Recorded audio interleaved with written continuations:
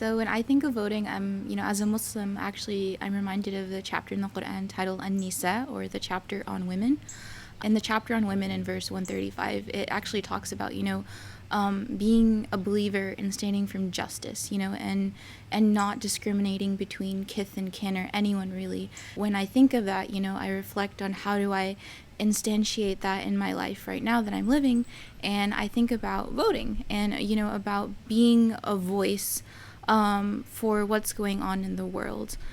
Because I think, we can no longer live in a reality where we pretend that everything's okay and that just because, we sleep with a full stomach that everyone else does too. And I think it's also even more important to vote when we realize that not everyone has the luxury to vote, whether or not it's, undocumented citizens living in America deprived of the right to vote, or it's disenfranchised prisoners, or it's other people of color or disenfranchised people in the community who just don't have the resources necessary to register to vote.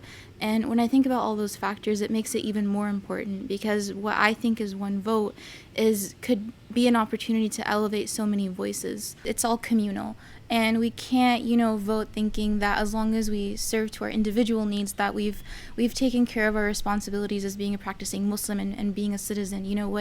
What it means is getting out there and making a difference in the world. And a vote can just feel like casting a piece of paper, just pushing a button. Being a woman and realizing that it's been less than barely 100 years that many women can vote. Not even all women were given the right to vote in 1920. Just think about that. Some women were given the right to vote in 1920. And the fact that there's so many more things that need to be done, whether that's in education, whether that's in immigration, and in whatever facet that could be, if we could all take the time to take, what we believe in on a personal level and use our right to vote, among many other things, to bring instrumental change in our communities.